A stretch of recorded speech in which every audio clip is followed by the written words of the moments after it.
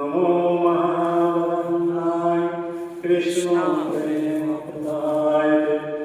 कृष्णाय कृष्णचैतन्य नंदगणेशे नमः नीलाचलवशाय निताय परमात्मने परमकृष्णाय जगन्नाथाय नमः।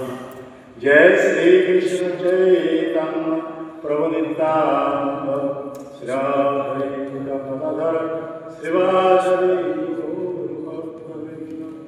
हरे कृष्णा कृष्णा कृष्णा हरे हरे हरे राम राम राम हरे हरे। ओम नमो भगवते वासुदेवाय।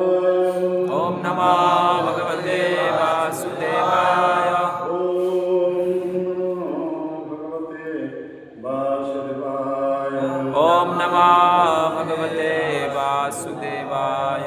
ओम ओम नमो भगवते वासुदेवाय। आनंद लीलामय विग्रहाय हेमावदीपो छविसुंदराय तस्मै महाप्रेमरसप्रदाय चैतन्यचन्द्राय नमो नमस्ते। चैतन्यचन्द्राय नमो नमस्ते। चैतन्यचन्द्राय नमो नमस्ते। जय श्री गुरुदेव, जय श्री प्रभुपाद, जय गौरव, जय आचार्य वृंद, जय वैष्णव वृंद, जय श्री श्री गौरताय राधे गोविंद गोविंद जगन्नाथ। तो আজকে মহাপ্রভুর বিষয়ে আলোচনা হবে, যেহেতু মহাপ্রভুর আবির্ভাব লীলা আর কিছুদিন পরে, 2-4 দিন পরে মহাপ্রভুর শুভ আবির্ভাব হবে। তো এখন অধিকাংশ ইস্কন মন্দির থেকে মহাপ্রভুর লীলাগত সব কীর্তিত হচ্ছে। তো এখানে আজকে মঙ্গলার সময় প্রভুপাদের দৈনন্দিন যে কোট, আজকের দিনে এইটা পাঠ হচ্ছিল, যেহেতু আজকে আমার দেওয়া ছিল ভাগবত কথা। এবার স্বামীরা ডিক্লেয়ার করলেন যে চৈতন্যের গান মহাপ্রভু, এবং তাহলে এই কোটটার উপরে আলোচনা করে যাবে। এটা বোর্ডে লেখা হয়েছে, সবাই বোর্ডে দেখতে পাচ্ছেন কি? দূর থেকে দেখতে পাচ্ছেন? হ্যাঁ, আমার পরে পরে সবাই পুনরাবৃত্তি করে কি বলতে চাচ্ছেন প্রভুপাদ।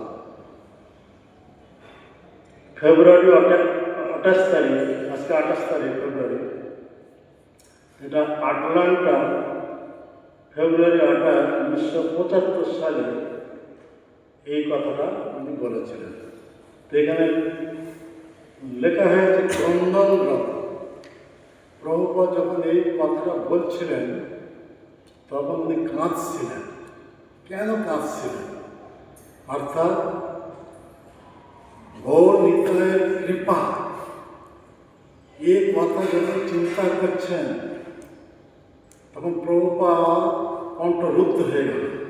সেখানে মাঝখানে লেখা আছে কণ্ঠরুদ্র, কণ্ঠস্বর রুদ্র, ব্যাখ্যাটার মধ্যে লেখা হয়েছে।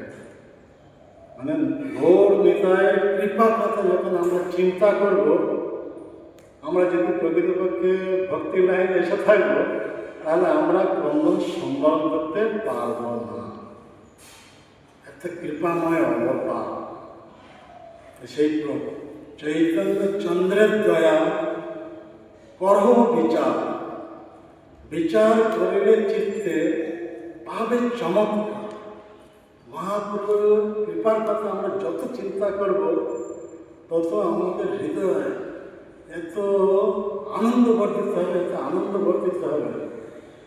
শেষে কি হবে? আনন্দ অশ্রু নির্গত। অত্যাধিক যদি আনন্দ হয়ে থাকবে তখন কি হবে? আনন্দ অশ্রু। যেমন আমরা ভাগবত দেখতে পাই ভগবান বিষ্ণু কর্তব্যী তপস্যা কথা যখন চিন্তা করে ওনার সম্মুখে প্রকট হয়ে যান, তখন কর্তব্যী তপস্যা কথা চিন্তা করার ফলে ভগবানের চোখ দিয়ে আনন্দ অশ্রু নির্গত হয়ে গেল। আনন্দ অশ্রুর বিন্দু সরোবর উৎপন্ন হয়ে গেল। এখন সে বিন্দু সরোবর আছে কোথায় না, এ গুজরাট অন্তর্ভুক্ত মেহসানা। ওখানে আমাদের ইস্কনে একটা মন্দির আছে। আমি যখন প্রচারে যাই ওদিকে আমাকে নিয়ে গেছে ওই সাথে দেখাতে কর্দমণি তপস্যাস্ত্র। ওখানেই ভগবান আবির্ভূত হয়েছিলেন। আর তপস্যা কর্দমণি তপস্যা কথা চিন্তা করার ফলে ভগবানের চোখ দিয়ে আনন্দ নির্গত হয়েছে। বিন্দু সরোবর দুইটা, একটা হচ্ছে মেহসানা গুজরাট অন্তর্ভুক্ত, ও হচ্ছে ভগবানের আনন্দাশ্রম। আর আরেকটা হচ্ছে শিবের দ্বারা নির্মিত ভুবনেশ্বর, এ বিন্দু সরোবর। এ হচ্ছে বিশাল আকার, সেটা হচ্ছে ছোট্ট আকার। এখানে প্রভুপাদ উনি যখন গৌর নিতায়ের কৃপার কথা চিন্তা করছেন, ওনার মধ্যে এই এরকম ভাব এসে গেছে, সে কৃপার কথা উনি ভাষাতে ব্যক্ত করতে পারছেন, তাই কণ্ঠ রুদ্ধ হয়ে গেছে। তাই এখানে বলা হচ্ছে কণ্ঠস্বর রুদ্ধ হয়ে গেছে প্রভুপাদ।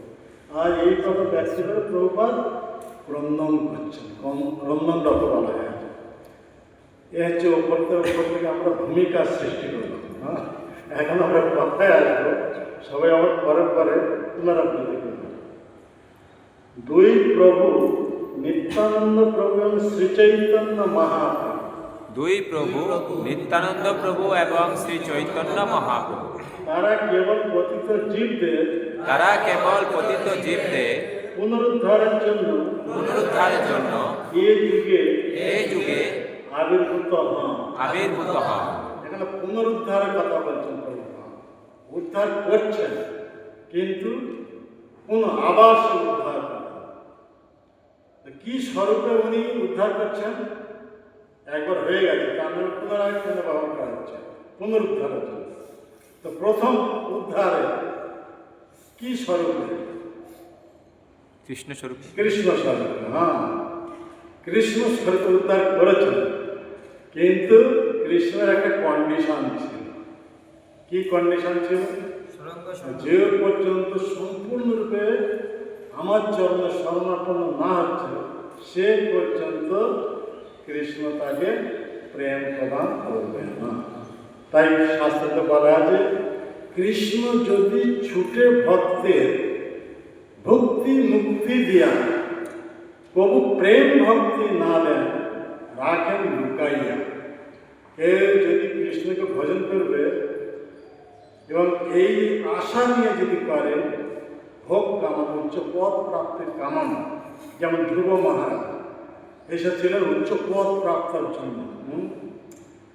এই উচ্চ পদের আশা নিয়ে এসেছিলেন ভগবান বিষ্ণুকে উপাসনা করার জন্য। নারদ মুনি গুরু হিসাবে ওনাকে উপদেশ দিয়েছেন, গুরু নির্দেশ দিয়েছেন এইভাবে মধুবনে অবস্থান করে কীভাবে প্রাণায়াম অবলম্বন করতে হয়, কীভাবে ভগবানকে রূপের ধ্যান করতে হয় এবং কি মন্ত্রে ভগবানকে আবাহন করতে হয়, এসব নারদ মুনি পুঙ্খানুপুঙ্খভাবে বর্ণনা করেছে। তো সেইভাবে ধ্রুব মহারাজ গুরু মুখ পদ্মবাদ, অর্থাৎ সেই নারদ মুনি মুখনিশ্চিত এই বাক্যের উপর দৃঢ় বিশ্বাস করে সেইভাবে সাধন করেছে। সেইভাবে সাধন করার ফলে 6 মাসের মধ্যে ভগবানকে সামনে প্রকট করে দিয়েছে। এত সাধনার বল ছিল কার? ধ্রুব মহারাজ। এইরকম সাধনা করে 5 বছর বয়সে সাধনা করে এইভাবে ভগবানকে সামনে প্রকট করে দিতে পারেননি আর পারবেন না। কিন্তু অতীতে বলা হচ্ছে কেউ পারেননি, আর ভবিষ্যতে কেউ পারবেন না। এইরকম কঠোর তপস্যা 6 মাসের সাধনা এইভাবে ভগবান সামনে।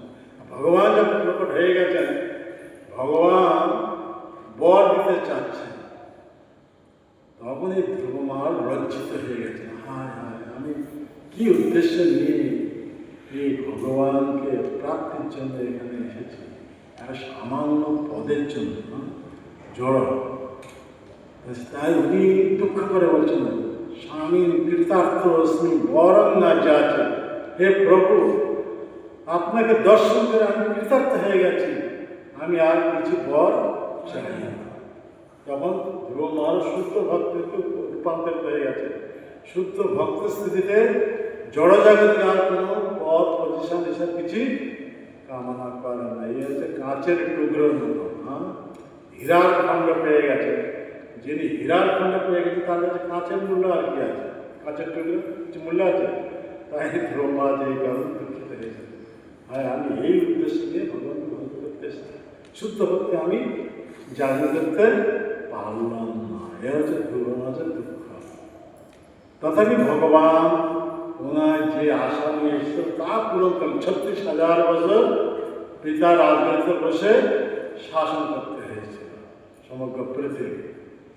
এ ধ্রুব চান উনি ডাইরেক্ট ভগবানের সেবা নিযুক্ত হওয়ার জন্য, ভগবান ধামে যাওয়ার জন্য এ প্রস্তুত হয়ে গেছিলেন। কিন্তু এই আশা নিয়ে এসেছিলেন ভগবানকে যে ভজন করবেন, ভগবান সব রকম আশা তাকে পূর্ণ করবেন, পরন্তু নিজের চরণামৃত পান করবেন। এ হচ্ছে ভগবান। তিনি তাই চৈতন্য চরিতামৃতে শুনুন, কত সুন্দর শোভেন নাকি চৈতন্য চরিতামৃতে এই কথা বলা হচ্ছে, কৃষ্ণ কহে আমার ভজে মাগে বিষয় সুখ, অমৃত ছেড়ে বিষ মাগে এ এক মূর্খ। আমি বিজ্ঞ এই মূর্খে বিষয় কেন দেব, সচরণামৃত দিয়ে বিষয় ভুলাই। আমরা সব বিষয় ভোগের অভিলাষ নিয়ে এসেছি কৃষ্ণকে ভজন করার জন্য। হ্যাঁ, এ হচ্ছে বিষয়টা কিরকম? বিষের মতো। বিষয় বিষাণলে দিবানিশি ইয়া যায়। বিষয় ভোগটা কিরকম? বিষের সঙ্গে তুলনা করা হচ্ছে। বিষ পান করলে কি অবস্থা হয়? হ্যাঁ, হৃদয় জ্বলতে থাকে, মৃত্যুবরণ করে। হ্যাঁ, বিষয়। তাই ভগবান কৃষ্ণ বলছেন এই কৃষ্ণ ভজন এ হচ্ছে লাভ। দেবদেবী ভজনে এইসব কিছু লাভ ঘটবে না। হ্যাঁ, তাই কৃষ্ণ ভজনের উপরে এত গুরুত্ব দেওয়া হচ্ছে। আমাদের জীবনে একমাত্র উদ্দেশ্য হচ্ছে কৃষ্ণ ভক্তি করার জন্য। এই আমরা মনুষ্যদেহ প্রাপ্ত হয়েছে। আমরা যে কৃষ্ণ ভক্তি করতে পারবো, কৃষ্ণ ভক্তি করে আমরা কৃষ্ণের কাছে যেতে পারবো। কোনো পন্থা অবলম্বন করে আমরা কৃষ্ণের কাছে যেতে পারবো না। কর্ম প্রচেষ্টার দ্বারা, জ্ঞান প্রচেষ্টার দ্বারা, যোগ প্রচেষ্টার দ্বারা, অন্য কোনো পন্থার দ্বারা আমরা ভগবানের কাছে যেতে পারব না। ভগবানের কাছে যেতে হলে চৈতন্য চরিতামৃতে কৃষ্ণদাস কবিরাজ গোস্বামী এই কথা বলছেন, ভ্রমিতে ভ্রমিতে যদি সাধু বৈদ্য পায়, তার উপদেশ মন্ত্রে পিশাচি পালা। কৃষ্ণ ভক্তি করে তবে কৃষ্ণের নিকটে যায়। এই চৈতন্য চরিতামৃতে কৃষ্ণদাস কবিরাজ গোস্বামী এই কথা বলছেন। কি বলছেন এখানে? আমরা অনাদিকাল থেকে 84 লক্ষ প্রকার জীবজগতে 14 লোকযুক্ত ব্রহ্মাণ্ডে কেবল পরিভ্রমণ করছি। অনাদিকাল, এর কোনো ইতিহাস নেই। আছে কি? কবে থেকে আমাদের কোনো জানা নেই। আছে কি? অনাদি বলা, যার আদি নির্ণয় করতে পারবে না। অনাদিকাল কৃষ্ণকে ভুলে আমরা এই জড়জগৎ জন্মমৃত্যুর চক্রে পড়ে গিয়ে 84 লক্ষ প্রকার জীবজন্তুতে, কখনো সাপের দেহ, কখনো ব্যাঙের দেহ, কখনো কুকুরের দেহ, কখনো পশুর দেহ, কখনো শুকরের দেহ, কখনো অসুরের দেহ, কখনো দেবতার দেহ, কখনো মনুষ্য দেহ, যত রকম দেহ আছে এরকম দেহতে আমরা ভ্রমণ করছি পাপ কর্ম অনুসারে, কর্ম অনুসারে। দেবদেহ প্রাপ্ত হলেও তাও ঠিক নয়। তার থেকে উৎকৃষ্ট হচ্ছে মনুষ্য দেহ। মনুষ্য দেহ দ্বারাই আমরা কেবল ভগবত ভক্তি করতে পারব। দেহকে এত ভোগের ব্যবস্থা রয়েছে, ওরা কখনো তপস্যা আচরণ করতে পারবে না। যার কাছে প্রবল ভোগ থাকে, সে ভোগ ছেড়ে কিভাবে ভগবানকে ভজন করতে পারবে না। দেহতে ভগবান ভজন করা বহু দুষ্কর, কেউ পারবে না। তাই মনুষ্যদেহ অতি দুর্লভ, দেবতারাও কামনা করেন মনুষ্যদেহ প্রাপ্ত হওয়ার জন্য। কারণ মনুষ্য দেহে থেকে আমরা তপস্যা আচরণ করে ভোগ থেকে বিরত হয়ে ভগবানকে ভজন করতে পারো, ভক্তি করতে পারো এক গুরু আচার্যের নির্দেশ অনুসারে। তাই এখানে বলা হচ্ছে ভ্রমিতে ভ্রমিতে যদি সাধু বৈদ্য, সাধু বৈদ্য মানে এই প্রভুপাদের মতো এইরকম এক সাধু বৈদ্য, ডিভোটি ফিজিশিয়ান, এইরকম এক ডিভোটি ফিজিশিয়ানের যখন সঙ্গ হবে তার উপদেশ তো যখন আমরা এই কৃষ্ণ ভক্তি করব, সেই কৃষ্ণ ভক্তি করে আমরা কৃষ্ণের কাছে ফিরে যেতে পারব। এই সিদ্ধান্ত যে পর্যন্ত আমরা সাধু সঙ্গ না করছি, তা প্রকৃত সাধু হোক। এখানে আমাদের ইস্কনের প্রতিষ্ঠাতা আচার্য ছিল এসি ভক্তিবেদান্ত স্বামী প্রভুপাদ। উনি যদি এই কৃষ্ণ ভক্তির কথা প্রচার যদি না করতেন, আমরা কখনো এই ভক্তি মার্গে আসতে পারতাম না। এই প্রভুপাদের দ্বারা প্রচার হওয়ার জন্য আজকে আমরা এই লাইনে আসতে পেরেছি। এখন আমাদের কর্তব্যটা কি? এখন সেই প্রভুপাদের নির্দেশ অনুসারে ভাবে এইভাবে যদি আমরা ভক্তি করতে পারবো, তখন আমরা এই ভক্তি করে এই জন্য আমরা ভগবানের কাছে ফিরে যেতে পারবো। কিভাবে করতাম? ধ্রুব মহারাজ যেরকম ওনার গুরু নারদের নির্দেশ অনুসারে ঐকান্তিক ভাবে এইভাবে ভগবানকে পাওয়ার জন্য সাধন করতেছি, ওই রকম ভাব নিয়ে যদি আমরা এই জন্ম করতে পারবো, তাহলে এই জন্য আমরা জন্মতি চাকরি উদ্ধারে ভগবানের কাছে ফিরে যেতে পারবো। এখানে এই কথা বলার অর্থ হচ্ছে ভগবান কৃষ্ণকে যদি কেউ ভজন করবে, তো সেই ভগবান কৃষ্ণের সঙ্গে না তাকে ভক্তি দিয়ে দেবে, ভোগ কামনা, স্বর্গসুখ কামনা, স্বর্গসুখ ভোগ করতে চাচ্ছে তাও দিয়ে দেবে, সব দিয়ে দেবে। এমনকি মুক্তি কামনা যদি করে মুক্তিও দিয়ে দেবে, কিন্তু প্রেম ভক্তি ভগবান কৃষ্ণ স্বরূপে দেবেন না। কেন? প্রেম ভক্তি দিলে ভক্তের অধীন হয়ে যাবে। তাই ভগবান কৃষ্ণ প্রেম ভক্তি কাউকে দেননি। তাই সেই কারণে বলা হচ্ছে এখানে পুনরুদ্ধার। সেইভাবে ভগবান কৃষ্ণ এই জগতে এসে ব্রহ্মার দিনের মধ্যে একবার এই জগতে আসে। ব্রহ্মার একদিন মানে 1000 চতুর্যুগ। এই শোনেন না কথা, শোনেন কথা, শুনুন সব। ব্রহ্মচারীগুলো শুয়ে যাচ্ছে, মাতাজিগুলো শুনছেন, ব্রহ্মচারী শুয়ে যাচ্ছে, ব্রহ্মচারী শোনা যাবে না। দেখুন এখানে বলা হচ্ছে কি, এখানে আমরা কি বলছি? ব্রহ্মার একদিন মানে 1000 চতুর্যুগ, অর্থাৎ ব্রহ্মার একদিন মানে 12 ঘন্টা, 24 ঘন্টা কথা বলা হচ্ছে না, 12 ঘন্টা। 12 ঘন্টার মধ্যে এখানে মর্ত জগতে 1000 চতুর্যুগ। 1000 চতুর্যুগের মধ্যে ভগবান কৃষ্ণ একবার এই জগতে আসেন। কি কারণে আসেন? আমাদের প্রতি কৃপা করার জন্য। তাই ভাগবতে বলা হচ্ছে কি, অনুগ্রহায় ভক্তানাং মানসিক দেহ মাশ্রিত ভজতে তাদৃশ ক্রীড়া যশ্রুতা তৎপর ভাবে। অর্থাৎ আমরা এই দুর্লভ মনুষ্যদেহ প্রাপ্ত হয়েছে, দুর্লভ মনুষ্যদেহ প্রাপ্ত হয়ে আমরা যদি ইন্দ্র সুখ ভোগে লিপ্ত থাকবো, পশুর মতন আচরণ, আহার নিদ্রা ভয় বৈষণ, এই পশু ধর্মে যদি রত থাকবো, আবার মনুষ্য দেহ থেকে মনুষ্য ইতর শরীরে চলে যাব। তাই মনুষ্য শরীরে আমরা যদি প্রাপ্ত হয়েছি, এই শরীরের দ্বারা কিভাবে আমরা জীবনের পরম পূর্ণতা প্রাপ্ত হয়ে ভগবানের কাছে ফিরে যেতে পারি। তাই ভগবান বড় বৃন্দাবনে উনি ওপর তপস্যা করছেন। কি কারণে? নিচে নেমে আসার কারণে।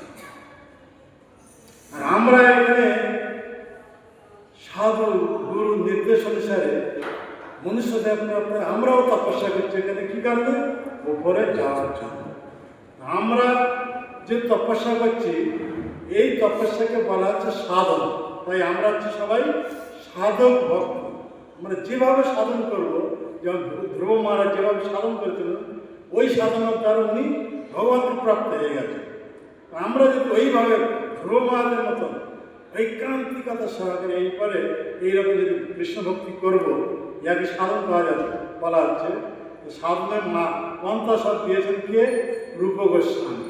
সাধনা প্রথম স্টেপ হচ্ছে কি? শ্রদ্ধা। শ্রদ্ধা মানে কি? বিশ্বাস। কি বিশ্বাস? কৃষ্ণ ভক্তি। শ্রদ্ধা শব্দে বিশ্বাস করে সুদৃঢ় নিশ্চয়। সেই সুদৃঢ় নিশ্চয়, স্ট্রং ফেথ, আনফ্লেঞ্চিং ফেথ, কি সেটা? কৃষ্ণ ভক্তি করিলে সর্ব কর্মকৃতা। আমরা এই মনুষ্যদের প্রাপ্ত কৃষ্ণকে ভক্তি করার জন্য, অন্য কোনো ধারণা নাই, অন্য কোনো নাই, উদ্দেশ্য নাই, কেবল কৃষ্ণ ভক্তি করে, এই বিশ্বাস। তাই ভক্তি মার্গে প্রথম প্রবেশ করতে হলে আমাদের এই বিশ্বাস, একে বলা হচ্ছে শ্রদ্ধা। এই শ্রদ্ধা আমাদের উপর দৃঢ় বিশ্বাস, এই দৃঢ় বিশ্বাস স্থাপন করতে হবে। আমার মনুষ্যদেহ প্রাপ্ত হয়েছে এই জন্য, এটা আমরা এই মনুষ্যদেহ মানে লক্ষ লক্ষ বর্ষের জন্য নয়, অল্প কিছুই বর্ষের জন্য আমরা প্রাপ্ত হয়েছি। তার ভিতরে যদি আমরা এইভাবে কৃষ্ণ ভক্তি করতে পারবো, সেই কৃষ্ণ ভক্তি করে আমরা জন্মমৃত্যু চক্রের দ্বারে ভগবানের কাছে ফিরে যেতে পারবো। ঐকান্তিক সরকার প্রথমে এই কৃষ্ণ ভক্তির আশ্রয় করতে হবে। প্রথম হচ্ছে শ্রদ্ধা, তারপর বলা হচ্ছে কি? সাধু সঙ্গ। সাধু সঙ্গ না করা পর্যন্ত আমরা কখনোই ভগবানকে ভজন করতে পারবো না। তাই রূপ গোস্বামী প্রমাণ দিচ্ছে, আদৌ শ্রদ্ধা কত সাধু সঙ্গ। সাধু সঙ্গ মানে কি? সাধুর মুখ থেকে ভগবানের কথা শ্রবণ করার জন্য, একে বলা হচ্ছে সাধু সঙ্গ। তার সাধু সঙ্গ করলে কি হবে? তখন সে ভজন করতে পারবে, ভগবানকে ভজন। ভক্তি শিক্ষা না প্রাপ্ত হলে সে কীভাবে ভজন করবে? ভগবানের মহিমার কথা যদি না শুনবেন, ভগবানের মহিমার কথা যদি না জানবেন, সে কীভাবে ভগবানকে ভজন করবে? তাই প্রতিদিন শ্রবণ করতে হবে, ভগবানের বিষয় শ্রবণ করতে হবে। তবে আমরা সেই ভগবানের মহিমা যত আমরা জানতে পারবো, তত আমরা অনন্যভাবে ভগবানকে ভজন করতে পারি। যখন ভগবানকে ভজন করতে তখন কী হবে? চতুর্থ স্টেপ পাওয়া যায় যে আমাদের যত সব অনর্থগুলো দূর হয়ে যায়। আমাদের ভজনের প্রগতি কেন হচ্ছে না? কেন আমাদের তো বহু সব অনর্থ রয়েছে। অনর্থ কি? অসৎ তৃষ্ণা, হৃদয় দৌর্বল্য, তথ্যভ্রম, বিষম অপরাধ, এইসব অনর্থ। অসৎ তৃষ্ণা মানে আমরা নিত্য বস্তু, বাস্তব বস্তু হচ্ছেন ভগবান। ভগবানকে ছেড়ে আমরা অনিত্য বস্তুর প্রতি আসক্ত। স্ত্রী, পুত্র, পরিবার, আত্মীয় স্বজন, বন্ধু বান্ধব, এর প্রতি আমরা আসক্ত। এসব অনিত্য বস্তু। যতদিন দেহটা আছে ততদিন এদের সঙ্গে সম্পর্ক। পূর্বজন্মে এদের সঙ্গে কোনো সম্পর্ক ছিল না, দেহ ত্যাগ করার পর এদের সঙ্গে আর কোনো সম্পর্ক থাকবে না। এইসব অনিত্য বস্তুর প্রতি আমরা আসক্ত হয়ে গেছি। অনিত্য বস্তুর প্রতি আসক্ত হওয়ার জন্য আমরা জন্মমৃত্যু চক্রে পড়ে গেছি। তাই বাস্তব আসক্তি কার প্রতি? ভগবানের প্রতি।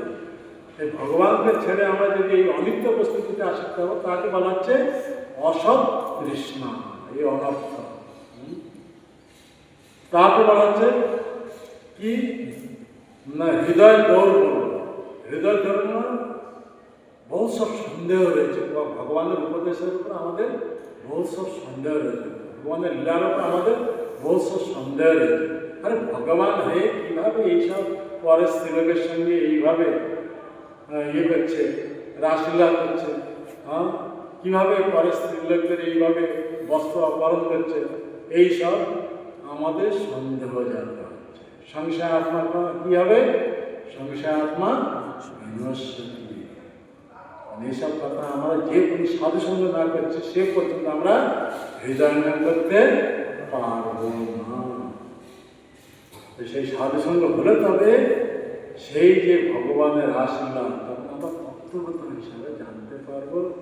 ভগবানের এই যে গোপী বসন হরণ তখন আমরা তত্ত্বগত হিসাবে জানতে পারব। তখন আমাদের মধ্যে আর কোনো ইয়ে থাকবে না, মানে এই ভগবানের প্রতি সমালোচনা থাকবে না। তখন ভগবানের প্রতি আমাদের ভক্তি বৃদ্ধি হবে। তো যে পর্যন্ত আমাদের সাধু সঙ্গ না হচ্ছে সেই সব সন্দেহ সব দূর হবে না। আর এতে যদি সন্দেহ থাকলো তাহলে কি হবে না? সংশয় আত্মা বিনাশে বিনাশ প্রাপ্ত হবে। ভগবান কৃষ্ণ গীতাতে এই কথা বলেছে। কথা শুনুন। তাই ভগবান বলছেন জন্ম কর্মোচ্ছম দিব্যম এবং जो व्यतितत्व त्यागतादेन পুনর্জন্ম নেই যে মহাবিশ্ব অর্জুন অর্থাৎ জন্মমৃত্যুর চক্র থেকে আমরা কিভাবে মুক্ত হয়ে ভগবানের কাছে ফিরে যেতে পারবো, ভগবান সে সূত্র গীতাতে দিয়ে দিলেন। ভগবানের জন্য আমরা কি বলছি, হ্যাঁ সে তো এসেছিলেন, তো বসুদেবের পুত্ররূপে এসেছিলেন, তারপরে জরাবাদের হাতে মৃত্যুবরণ করে ভগবান শেষ হয়ে গেছে, আর ভগবান নেই। হ্যাঁ, এইসব ভ্রম। ভগবান কিংবা জন্মগ্রহণ করছেন এটা ওদের জানা নেই। ভগবান যখন জন্মগ্রহণ করছেন সসজ্জিত চতুর্ভুজ রূপে দেবকে বসুদেবের সম্মুখে প্রকট হয়ে গেছে, একে বলা হচ্ছে ভগবানের জন্ম। আবার দেবকে বসুদেবের প্রার্থনা শিশু রূপে ধারণ, একেই বলা হচ্ছে ভগবান।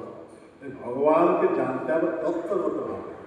আমার এই কথাটা ছেড়ে ভগবান এইভাবে জরাবাদের তীরের দ্বারা আহত প্রাপ্ত মৃত্যুবরণ করে, তাকে সমুদ্রে ভাসিয়ে দেওয়া হয়েছে। এইভাবে কত কথা সব এইসব পাগল লোকের বা এগুলো যারা ভগবত বিদ্বেষী তাদেরকে মোহিত করার জন্য ভগবান এইসব লীলা করেছেন।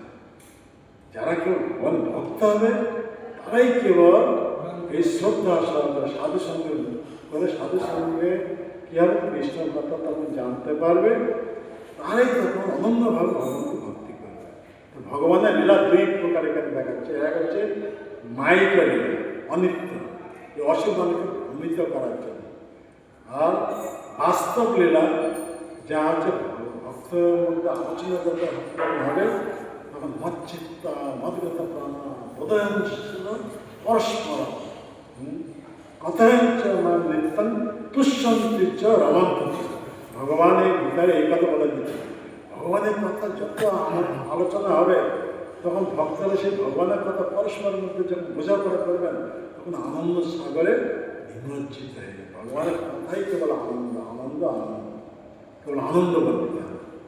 কেন ভগবানের কথা হচ্ছে অমৃত, কৃষ্ণের কথা কীরকম অমৃত। তো অমৃত আস্বাদন করলে কী হবে, কেবল প্রাণের স্ফূর্তি হবে, কেবল আনন্দ বর্ধিত হবে, কেবল আনন্দ আনন্দ বর্ধিত হবে। এই ভগবানের কথা এই কথা বলা হচ্ছে।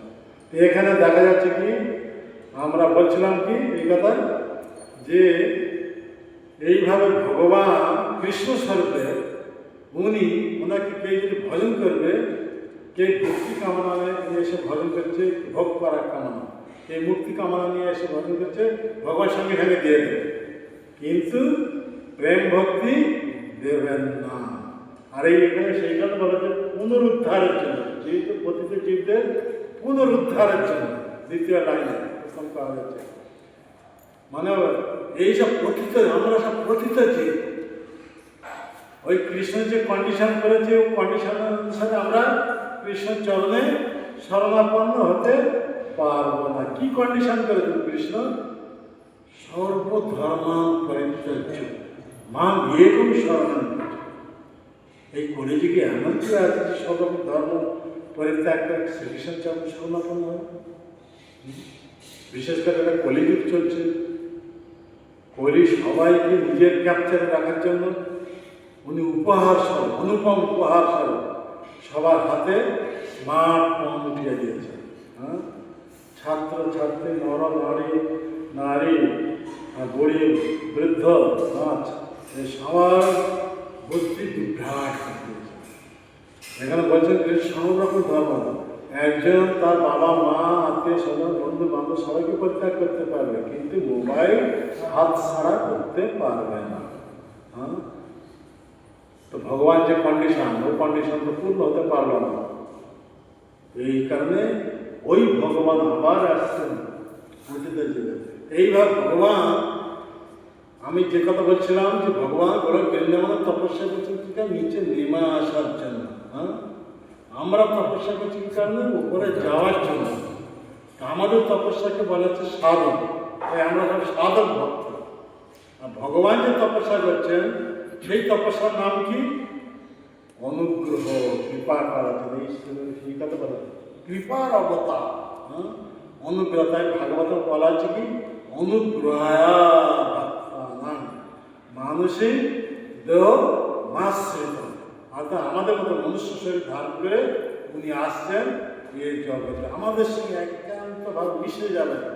কেউ তাকে পুত্র জ্ঞানে, কেউ তাকে শাখা জ্ঞানে, কেউ তাকে প্রেমিক জ্ঞানে, এইবার তার প্রতি আসক্ত হয়ে তার সেবা যখন যুক্ত হবে স্বতঃস্ফূর্ত হবে, তাকে বলা হচ্ছে কি শুদ্ধ ভক্তি। এই শুদ্ধ অন্য কোনো অভিলাষ নেই, কেবল কৃষ্ণের ইন্দ্র তৃপ্তির জন্য। মোর পুত্র, মোর শাখা, মোর প্রাণপতি, এইভাবে যেই মরে পরে শুদ্ধ ভক্তি, একই শুদ্ধ ভক্তি পাওয়া যাচ্ছে। শুদ্ধ ভক্তি কাকে বলা হচ্ছে? অন্য অভিলাষ জ্ঞান কর্ম আদি না আনুকূল্য কৃষ্ণানুসেবনা, এ ভক্তির উত্তর। কেবল কৃষ্ণের প্রতি আসক্ত হয়ে কৃষ্ণকে পৃথিবী নানার্থে এই যে সেবা, এইটা হচ্ছে শুদ্ধ। অন্য কোনো অভিলাষ, অন্য অভিলাষ শূন্য করা হচ্ছে। অন্য কোনো অভিলাষ থাকবে না, নিজের কোনো অভিলাষ থাকবে না। তাই নিজের অভিলাষটা একমাত্র দিয়েছে কে? ভগবান চৈতন্য মহাপ্রভু। কি দিয়েছেন? ন ধনম ন জান ন সুন্দরী ন কবিতাঙ্গা জগদীশ, এইগুলো চাই না।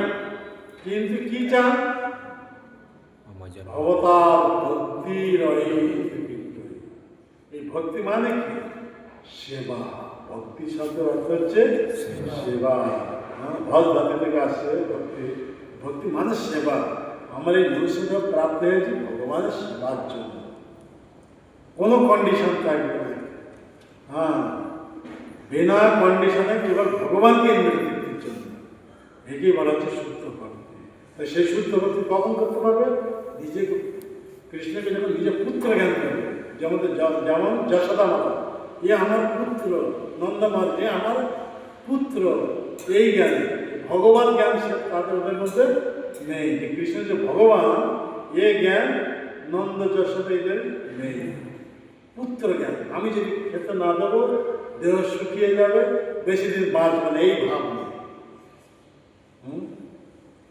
মানে আত্মার থেকে আরো অধিক প্রিয় এই হিসাবে একে বলা হচ্ছে রাগাত্মিকা। রাগাত্মিকা ভক্তি। রাগাত্মিকা ভক্তি থেকে রাগাত্মিকা, তাদের অনুসরণ করে যারা আমরা করবো তাকে রাগাত্মিকা, এরা হচ্ছে রাগাত্মিকা ভক্ত। কারা? ব্রজবাসীরা। ব্রজবাসীরা হচ্ছে রাগাত্মিকা। আমরা যদি সেই রাগাত্মিকা ভক্ত অনুসরণ করে যখন এইবার স্বতঃস্ফূর্ত কৃষ্ণের প্রতি ভক্তি করব, তখন আমাদেরকে বলা হবে কি? রাগানুগা ভক্তি। এই রাগানুগা ভক্তি শিক্ষা দেওয়ার জন্য ভগবান এই জগতে আসছে। আর কি করার জন্য? এই প্রেমের সার রস আস্বাদন করার জন্য। তাই ভগবানের আবির্ভাবের মুখ্য দুইটি কারণ। একটা কারণ কি? প্রেমরস নিশ্চাস করিতে আস্বাদন, রাগমার্গ ভক্তি জগতে করিতে প্রচারণ। এই দুইটি কারণ, মুখ্য কারণ। প্রেমরস নির্যাস। প্রেমরস নির্যাস কত প্রকার রস আছে? রস কত প্রকার? 12 প্রকার। হ্যাঁ, টোটাল 12 প্রকার, 7 12 প্রকার রস। হ্যাঁ, এই 12 প্রকার রসকে দুই ভাগে বিভাগ করা হচ্ছে। একটা হচ্ছে গৌণ রস, আর একটা হচ্ছে মুখ্য রস। গৌণ রস কি? অদ্ভুত, করুণ, হাস্য, রৌদ্র, বীর, ভয়ানক, বিভৎস, এই সাতটি হচ্ছে গৌণ রস। আর 5টি মুখ্য রস: শান্ত, দাস্য, সখ্য, বাৎসল্য, মধুর। এই 5টি হচ্ছে মুখ্য রস। তো 5টি মুখ্য রসের মধ্যে গৌণ রসের কথা এখানে বলা হচ্ছে না। মানে প্রেম রস নির্যাস, মানে এখানে প্রেম রসের কথা বলা হচ্ছে। তো প্রেম কখন থেকে? এই 5টি মুখ্য রসের মধ্যে প্রেম হচ্ছে শান্ত প্রেম, দাস্য প্রেম, সখ্য প্রেম, বাৎসল্য প্রেম, মাধুর্য প্রেম। এই 5 প্রকার প্রেমের মধ্যে 3টি হচ্ছে সার, 3টি রসের সার আসন। কি 3টি? সখ্য থেকে, সখ্য, তার উপর বাৎসল্য, তার উপর মাধুর্য। এই 3টি রসের সার আসন। কেন? আমরা দেখব শান্ত রসের ভক্ত নিউট্রাল, মানে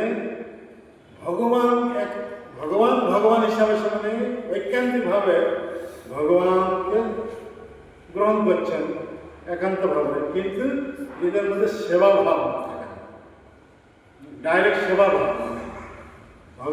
আর সেবাটা কখন থেকে শুরু হচ্ছে? যখন দাস্য ভক্তের স্থিতিতে আসছে, দাস্য রস থেকে সেবাটা আরম্ভ হচ্ছে। এই দাস্য রসে উনি প্রভু, আমি দাস, এই হিসাবে প্রভু সেবা করে, এখান থেকে স্নেহটা আরম্ভ হচ্ছে। কিন্তু এর থেকে অধিক স্নেহ যখন সক্ষরস, তো সক্ষরস আবার দুই ভাগে বিভাগ করা হচ্ছে। এক হচ্ছে সম্ভ্রম সক্ষ, আর এক হচ্ছে বিশ্রম্ভ সক্ষ। সম্ভ্রম সক্ষ মানে সংকোচ ভাব, সম্ভ্রম ভাব। যেমন অর্জুন যখন ভগবানের বিশ্বরূপ দেখলেন, ওনার মধ্যে সংকোচ ভাব এসে গেল, সম্ভ্রম ভাব এসে গেল। উনি তখন বলছে, হ্যাঁ এ তো সাক্ষাৎ পরমেশ্বর ভগবান, আর আমি এর সঙ্গে কত পরিহাস করেছি, একসঙ্গে বসেছি, একসঙ্গে এইভাবে কথা বলেছি, কথার ছলে কত রকম পরিহাস করেছি। তখন ওনার ভিতর ভয় এসে সংকোচ, হাত জুড়ে তখন সখাকে এইভাবে প্রণাম করছে। সখাকে প্রণাম করে কি? নয়, বৃন্দাবনের সখা এইভাবে করে না। এরা হচ্ছে সম্ভ্রম সখা, আমার অপরাধ হয়ে গেছে এই ভাব, এ তো সাক্ষাৎ ভগবান, আর একে আমি সখা জ্ঞানে তার সঙ্গে কত পরিহাস করেছি। হ্যাঁ, এই কারণে অর্জুনের মধ্যে সংকোচ ভাব এসে, সম্ভ্রম ভাব এসে তাই হাত জুড়ে উনি প্রণাম জানাচ্ছেন। কি কারণে? ক্ষমা প্রার্থনা করছেন, আমাকে ক্ষমা করে। কিন্তু ওই কৃষ্ণ যখন বৃন্দাবনে ছিল, এদের যে সক্ষরসের যে ভক্ত শ্রীরাম, সুদাম আদি, এরা কি? এরা এইভাবে একে ভগবান হিসাবে কখনো খাতির করেননি, যে আমাদের প্রাণের শাখা, শাখা জ্ঞান। তাই শাখারা কি বলছেন? যখন খেলা হবে, খেলার সময় শাখারা বলছে, তুমি কোন বড় লোক? এ তো রাজার পুত্র, কে? কৃষ্ণ, নন্দ মহারাজের পুত্র। শাখারা কি বলবে? তুমি কি বড় লোক? তুমি আমি সমান, এখানে খেলতে এসেছ, খেলার সময় তুমি যদি হেরে যাবে, আমাকে তোমার কাঁধে বসাতে হবে। আর আমি যদি হেরে যাবো, তাহলে তোমাকে আমি কাঁধে বসাবো। এই কন্ডিশন করে খেলা করছে। এখানে রাজপুত্র, এরা হচ্ছে বৈশ্যপুত্র। হ্যাঁ, এ জ্ঞান নেই, কিন্তু এখানে বলছে তুমি কি বড় লোক, তুমি আমি সমান, এই কথা বলছে। এখানে সত্যি সত্যি দেখা যাচ্ছে কি, কৃষ্ণ খেলতে খেলতে হেরে গেছে।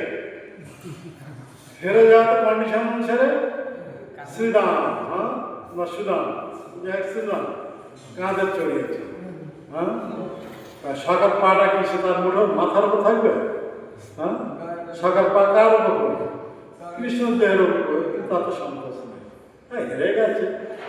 হ্যাঁ, আমাদের সঙ্গে খেলে হেরে গেছে, তো কন্ডিশন না আমাকে কাঁধে চড়াবে। হ্যাঁ, পা কোথায় যাচ্ছে চিন্তা নেই। কিন্তু সম্ভ্রম সক্ষরসের ভক্ত, এ সংকোচ ভাব, আমার পা প্রভুতে লেগে যেতে পারে। যেমন বিভীষণ, যেমন আর কি আছে, সুগ্রীব, এরা আছে ভগবান রামচন্দ্রের সঙ্গে সক্ষরসের ভক্ত, সক্ষরস। কিন্তু ভগবান রামচন্দ্রের সঙ্গে কখন ঘনিষ্ঠভাবে মেলামেশা করতেন না, সব সময় দূরে দূরে চলতেন না। কিন্তু ব্রজের সখারা, এরা দূরে দূরে নেই, ওদের মতো ফাইটিং হয়। শাখার মধ্যে ফাইটিং হচ্ছে, কাঁধে চড়ছে, এইভাবে একে বিশ্রাম, এই রস আস্বাদন করার জন্য ভগবান নিজের ধাম বৃন্দাবন ছেড়ে এখানে এসেছে। তার উপর আছে কি বাৎসল্য রস। বাৎসল্য রসে ভক্ত দেবকী বসিলেন, আর এদিকে বৃন্দাবনে নন্দ যশোদা। দেবকী বসিলে নিজের ছেলেকে প্রণাম করছে। ছেলেকে কেউ প্রণাম করে? হ্যাঁ, যখন জন্ম হয়েছে কৃষ্ণ, সেই রাত্রে মথুরা ছেড়ে কোথায় চলে গেছেন? গোকুল মহাবনে। জন্মদিনে যে রাত্রি জন্ম হয়েছে, সেই রাত্রি পালিয়ে গেছে। কার থেকে? কংসের থেকে। ভগবান লীলা এসব, এইভাবে পালিয়ে গেছে। আর সে পালিয়ে কোথায়? গোকুল মহাবনে। ওখানে নন্দ যশোদা এদের সঙ্গে এই বাৎসল্য রসের মেলা। আর এই বাৎসল্য রসের রসকে কারা আস্বাদন করছেন? কেবল এই নন্দ যশোদা। দেবকীর পুত্র হয়ে দেবকী রস আস্বাদন করতে পারেননি, দেবকী স্তন্যদুগ্ধ দেননি, হ্যাঁ, কিন্তু যশোদা মাতা এখানে স্তন্যদুগ্ধ পান করাচ্ছেন। দেখুন কিভাবে জন্ম হয়েছে এখানে, আর লীলা হচ্ছে ওখানে, কোথায়? গোকুল মাহা। আর ওই কৃষ্ণ যখন 10 বছর 8 মাস হয়েছে, বৃন্দাবন ছেড়ে কোথায় এসছেন? মথুরা। মথুরা যখন এসছে তখন কৃষ্ণর বয়স কত? 10 বছর 8 মাস, 11 বছর তার পূর্ণ হয়নি।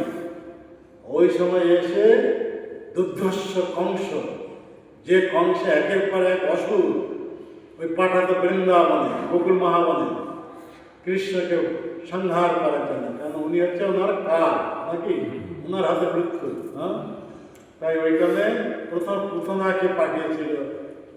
পুতনা, যার দেহের উচ্চতা কত? 18 কিলোমিটার।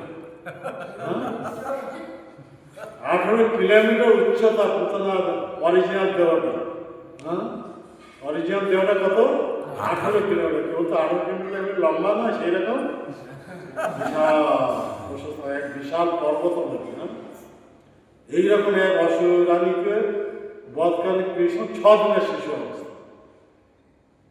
কৃষ্ণ নিজের দেহকে বৃদ্ধি করেননি, বলেছেন কি হাতে কোনো অস্ত্র ধারণ করেননি, কারণ বৃন্দাবনে কৃষ্ণ হাতে অস্ত্র ধারণ করতে পারবে না। কেন? এটা হচ্ছে রাধারানীর ক্ষেত্র। রাধারানীর সামনে ভগবান কখনো অস্ত্র, এই কন্ডিশন রামলীলাতে হয়েছে, সে কথা আমি বলতে যাচ্ছি না। এই কারণে বৃন্দাবনে যত অসুর বধ করেছেন কৃষ্ণ বিনা অস্ত্রে। কতজন অসুরকে বধ করেছেন? আমাদের পরম পুরুষ ভগবান শ্রীকৃষ্ণের কতজন অসুরের নাম করা হয়? এখানে মিনিমাম 18 জন অসুরের নাম করা হয়। প্রথম থেকে আরম্ভ করে তারপরে অরিষ্টাসুর নাকি।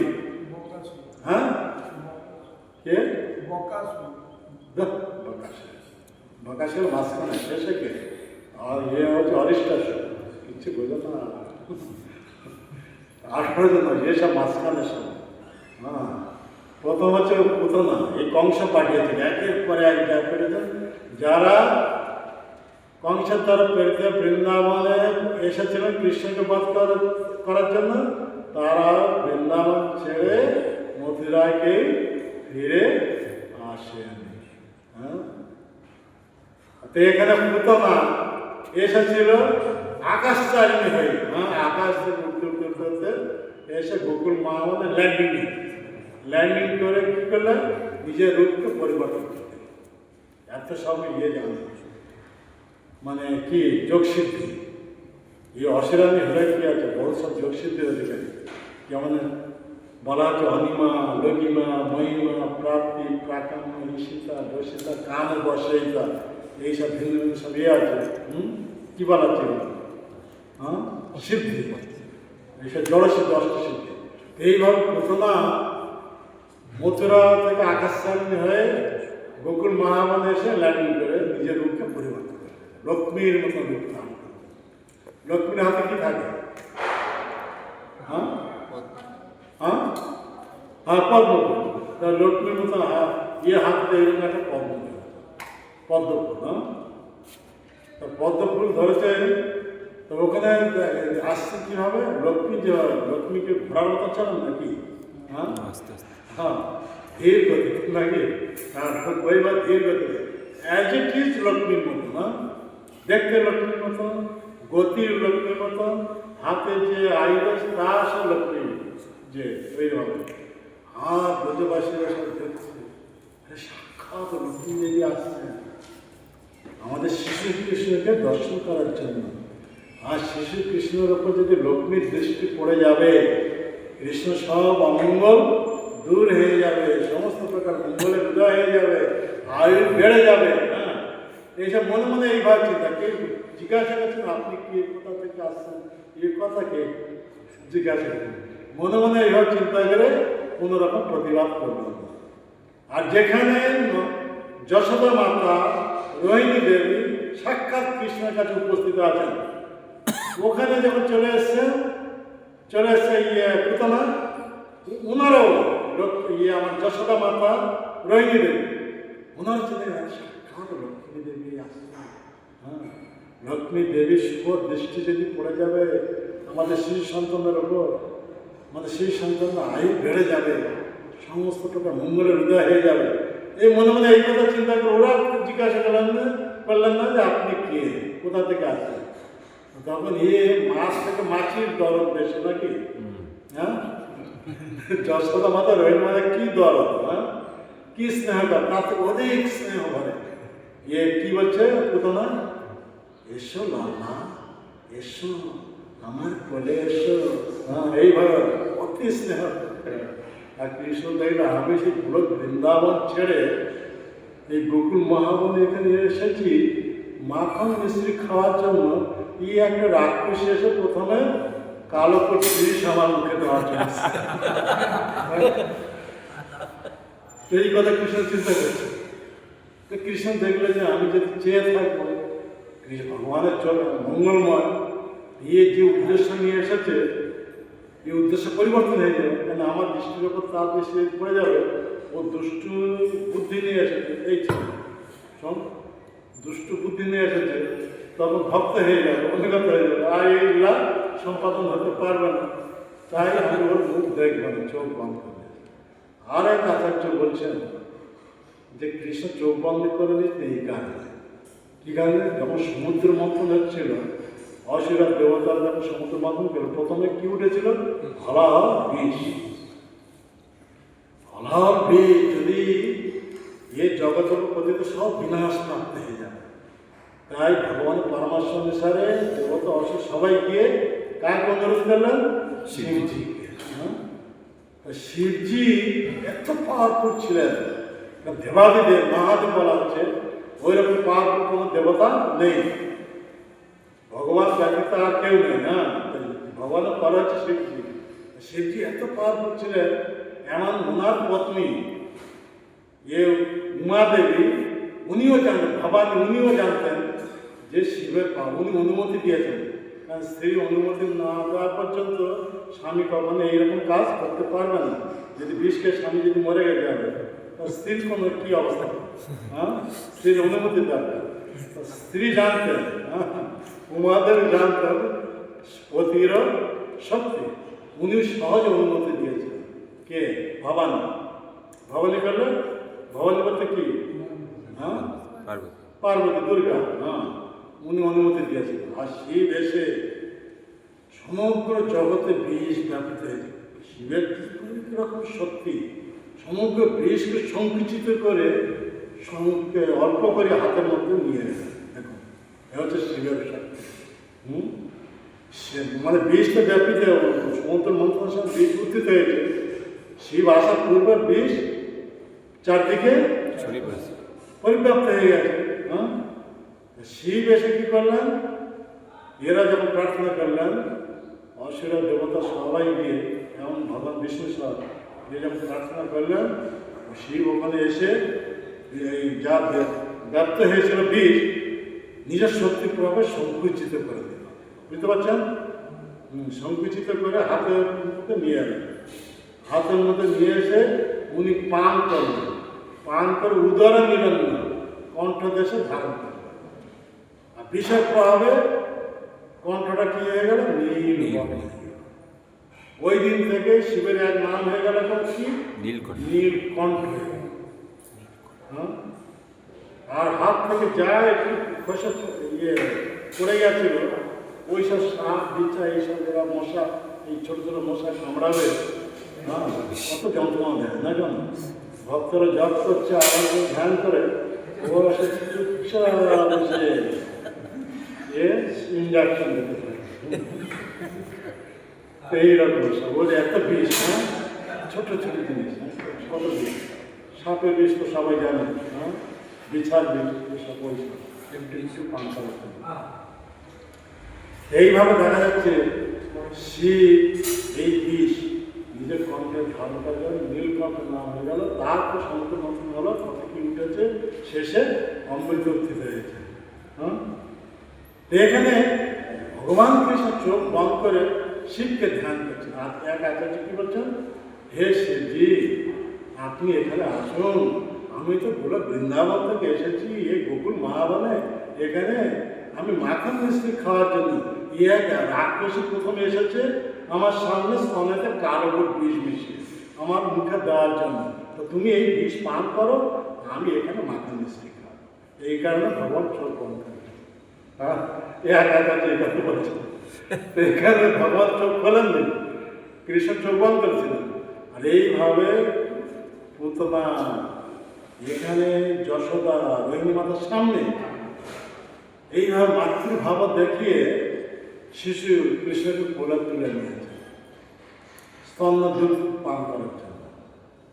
আর ভগবান কৃষ্ণ আগে বন্ধ পুতনা স্তন এইরকম ধরেছেন, ধরে চুমুক দিচ্ছেন দুধের সঙ্গে, অর্থাৎ স্তনের দুধের সঙ্গে প্রাণ বায়ুকে আকর্ষণ করছে। আর ভগবান কৃষ্ণ যখন স্তনের দুধের সঙ্গে প্রাণবায়ু আকর্ষণ করছেন, বহুত উৎপীড়িত হয়ে যাচ্ছেন। তো অত্যন্ত পীড়িত হয়ে প্রথমে তাকে বলছে ছেড়ে দে, ছেড়ে দে, ছেড়ে দে। তো ভগবান কৃষ্ণকে একবার ধরলেন, হ্যাঁ, মুক্তি না দেওয়া পর্যন্ত ছাড়। এত অসহ্য যন্ত্রণা ও ভোগ করলো, তখন লক্ষ্মীরূপ অন্তরিত হয়ে গেল, তখন আসল স্বরূপ প্রকট হয়ে গেল। কিরকম স্বরূপ? 18 কিলোমিটার রাক্ষসী স্বরূপ, সেই এরকম বিশাল পর্বত। ভগবান কৃষ্ণ অচিন্ত শক্তি প্রভাবে ওকে ওইভাবে ওনার বুকের ওপর কৃষ্ণ আছেন। হ্যাঁ, কার বুকের ওপর? পুতনা। আর স্তন ধরে আছেন, স্তন ধরে, আর এইভাবে স্তনের দুধের সঙ্গে প্রাণভাবে আকর্ষণ করে তাকে ওপর উঠে পুতনাকে বধ করবে। ও আকাশ মার্গিত হয়ে গেল। আর ভগবান কৃষ্ণ দেখবে এত বড় বিশাল এক পর্বত গোকুল মহাবনের উপর যদি পড়বে, গোকুল মহাবনে যত সব প্রাণী আছে, মনুষ্য আদি সব প্রজাবাদ সব চূর্ণ বিচ্ছিন্ন হয়ে বিনাশ করবে। তখন কি করলেন ভগবান? ওই পুতনাকে দেহ নিয়ে কোথায় ফেললেন? ওই গোকুল মহাবনের কাছে কংসের একটা ফুলের বাগান ছিল। হ্যাঁ, কংস কখনো বৃন্দাবনে বা গোকুল মহাবনের প্রবেশ করতে পারত না। ওই গোকুল মহাবনের কাছে একটা বিশাল ফুলের বাগান, ওখান থেকে ফুল তুলে নিয়ে যেত কংসকে সাজাওয়ার জন্য। হ্যাঁ, কংসের সবার কংসকে যত সব ফুল ওখান থেকে যেত, ওই কংসের ফুলের বাগানে ওখানে ফেরা দিলাম ভগবান কৃষ্ণ। তার এই পুতনার স্তনের উপর আছেন, দেখলাম স্তন ধরে ফেলা আছেন, ওই পুতনাকে নিয়ে ওখানে কংসের বাগানেতে পাইল। আর যত বৃক্ষ আদি ছিল, ফুল গাছ আদি যা কিছু ছিল, চূর্ণ বিচ্ছিন্ন হয়ে গেল। তো ভগবান কৃষ্ণ স্পর্শে পুতনার দেহ পবিত্র হয়ে গেছে। ভগবান তো ভগবান, হ্যাঁ, অপবিত্র পবিত্র হয়ে গেছে। এইভাবে ওই পুতনার দেহ যখন কেটে খণ্ড খণ্ড করে কেটে, নন্দমাস তখন ছিল না, নন্দমাস পর দেওয়ার জন্য মথুরায় গেছেন। যখন ফিরে এসছেন দেখলে এইভাবে এই ঘটনা ঘটে গেছে। হ্যাঁ, আর ওই পুতনার দেহকে যখন খণ্ড খণ্ড করে কেটে জ্বালানো হচ্ছে চিতাতে, ধুনার মতন অগুরুর মতন গন্ধ বার হচ্ছে। আর দুর্গন্ধ না, মানুষের দেহ পোড়ালে কিরকম গন্ধ? গন্ধ তো, হ্যাঁ, দুর্গন্ধ নাকি? কিন্তু পুতনার দেহতে কি বেরোচ্ছে? অগুরু, চন্দন, এ সুদর মতন, ওইভাবে সুগন্ধ। কেন? ভগবান স্পর্শে পবিত্র হয়ে। আর ভগবান এইরকম অসুরানীকে বধ করে নিজের ধাত্রীমাতা রূপ দিয়ে নিজের ধাম করে বৃন্দাবনে পাঠিয়েছেন। একে বলা হচ্ছে ভগবান। ভগবানের সান্নিধ্যে যে আসে সে শত্রুর ভাব নিয়ে আসুক, একটা ভক্ত তো ভক্ত, সবাই উদ্ধার হয়ে গেল। তাই এখানে ভাগবতের একটা প্রসিদ্ধ শ্লোক আছে, তোমার সম্বন্ধে বলা হচ্ছে, ও বকি জং স্তন কাল কুণ্ঠম জিগন দত্ত সাদি লেবে গতি ধাত্র চিতমন্দন কম্বা দয়ালু সারণ করে। এই একটা শ্লোক শুনে সুখদেব গোস্বামী, যিনি গৃহত্যাগ করে বনে চলে গেছিলেন, আর ব্যাসদেব এসে কাঠুরিয়াদের মুখ থেকে যখন এই শ্লোকটি শোনেন, উনি আবার বন থেকে চলে আসেন কোথায়? ব্যাসদেবের কাছে এসে দণ্ডবত প্রণাম করে হাত জোড়ে বলছেন, আপনি এই ভাগবত শিক্ষা আমাকে দিয়ে। আর ব্যাসদেব তখন এই ভাগবত শিক্ষা কাকে দিয়েছিল? এই প্রভু সুখদেব গোস্বামী। আর সুখদেব গোস্বামী একবার শুনে ও চলন্তি ভাগবত হয়ে গেল। আগে তো লেখা লেখা থাকতো না, একবার যা শুনবে তা ভুলবে না, সারা জীবন স্মৃতিতে থাকবে। এখন তো 1 ঘন্টার ক্লাসে কে কত রকম সেই যাচ্ছে, কে কত রকম একুশে করে এইরকম সেরকম হচ্ছে, কে মানে অর্ধমূর্ত অবস্থা, কিছু ভিতরে হচ্ছে না। এরা কি মনে রাখবে? হ্যাঁ, মনে রাখতে পারবে? এইখানে লিখে দেওয়া হয় গ্রন্থা। হ্যাঁ, আগে লেখা লেখা ছিল না। এই সুখদেব গোস্বামী ওই ভাই একবার চলন্তি ভাগবতের রূপে ওই ভ্রমণ করতে করতে কোথায় এসে উপস্থিত হয়েছেন? পরীক্ষিত মহারাজ সভা। আর ওখানে পরীক্ষিত মহারাজ সভা এই ভাগবত কথা উনি ব্যক্ত করেন। ওখানে ছিলেন কে? সুত গোস্বামী। উনি একবার শুনে ওই ভাগবত কথা নৈমিষার 88,000 মুনি ঋষিদের সামনে, সনকালী 88,000 মুনি ঋষিদের সামনে ওই ভাগবত কথা ব্যক্ত করেন। ওই ভাগবত লিখিত আকারে এখানে এসে উপস্থিত হয়েছে শ্লোক আকারে।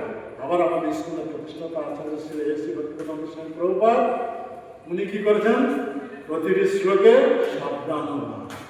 অনুবাদ ভাবার্থ দিয়ে এরকম কত ভলুম, 1200 ভাগবতম কত ভলুম হয়ে গেছে। হ্যাঁ, ইংরেজিতে কত 30 ভলুম আগে ছিল। হ্যাঁ, প্রভুপাদ যতটুকু অনুবাদ করেছিল 30 ভলুম ভাগবত। তা প্রভুপাদ ব্রহ্ম সম্বন্ধ অনুবাদ করে তারপরে করেন, তার মধ্যে চৈতন্য চৈতন্য। কেন? প্রভুপাদ বুঝতে পেরেছিলেন আমার সময় হয়ে গেছে। প্রভুপাদ মহাপ্রভুর লীলা অপূর্ণ রেখে যেতে চাননি, তাই ভাগবতকে ছেড়ে উনি চৈতন্য চৈতন্য এই অনুবাদ করেন। সেই প্রভুপাদ আজকে মহাপ্রভুর লীলা কথা এই কথা বলছেন যে কৃষ্ণের থেকে যে মহাপ্রভু নিত্যানন্দ প্রভু আরো কত করুণাময়, সেই গৌরনীতের করুণার কথা যখন চিন্তা করছেন তখন প্রভুপাদের কণ্ঠ রুদ্ধ হয়ে যাচ্ছে। এইখানে বলা হচ্ছে কি কণ্ঠ স্বররুদ্ধ হয়ে যাচ্ছে। আর সে যে এই কথা ব্যক্ত করে ক্রন্দন করছে। লাস্ট লেখা হয়েছে কি ক্রন্দন, মানে গৌরনীতারে করুণার কথা চিন্তা করে।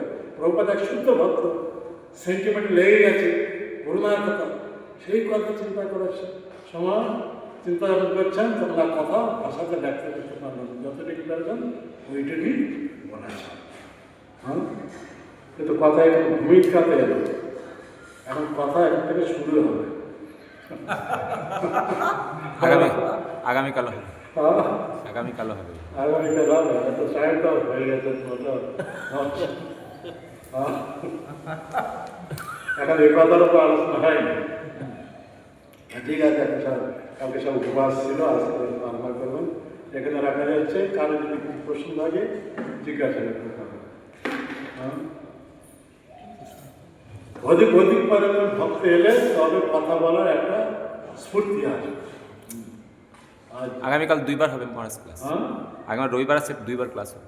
2বার আমার হার্ট ব্লক আছে, আমার তাহলে ওদিকে 1 ঘন্টা বেশি কথা বলা নিষেধ, ট্রেন বেড়ে যাবে। আগে 3-4টা করে ক্লাস হয়ে যাবে, এখন আর সেদিন নেই। আর সেদিন হওয়ার কথা নেই, যা অবস্থা সত্য ফিরতে এখন 3টা সিরিয়াস, কিন্তু 100% পুরা ব্লকেজ, সম্পূর্ণ ব্লকেজ। আর এটা হচ্ছে 90%, মানে এখন আরও বেড়ে গিয়ে কমে হয়ে গেছে 100 কাছাকাছি চলে গেছে। আর একটা 80%, মানে ও বেড়ে বেড়ে আবার 100 কাছে চলে গেছে। কবে যে চলতে ফিরতে কখন যে দেহ থেকে প্রাণটা বেড়ে যাবে ঠিক আছে, এইরকম পরিস্থিতি। এইরকম অবস্থা চলছে। যা কৃষ্ণ রাখে হরি, রাখে হরি, মারে হরি, এটা কৃষ্ণের উপর সংস্কৃত। হ্যাঁ, আগে তো দিতাম সব, যেখানে যত সব প্রোগ্রাম যত যা কথা বলে মনে করতাম। আগে বাংলাদেশে গেলে মিনিমাম তো 4টা ক্লাস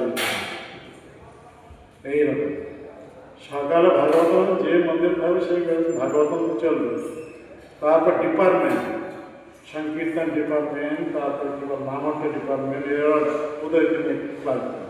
আবার সন্ধ্যা করবে, প্যান্ডেল করবে, প্যান্ডেল করবে, আবার এখানে একটা প্যান্ডেল হবে, ওদিকে আবার 1 কিলোমিটার দূরে আর একটা প্যান্ডেল, এই প্যান্ডেল প্রথম সঙ্গে আবার ওদিকে দিতে আবার রাত্রে কত রাত্রে হচ্ছে। আগে সব করতো, এখন করতে করতে করতে এখন ব্লকেজ। আর এই প্রচারে গিয়ে সেই ওখানে যেমন আমাদের 2 মাস প্রোগ্রাম ছিল, জু মন্দির থেকে আরম্ভ হয়েছিল, জু বম্বে জু মন্দির, ওখানে 10 দিন, প্রথম কলকাতা হয়েছিল 5 দিন, তারপরে মন্দিরে ক্লাস, বাইরের প্রোগ্রাম, এই 12 দিন ওখানে। আর ওখানে মিরা রোডে গিয়েছি, ওখানে 2 দিন। তো ওখানে গিয়ে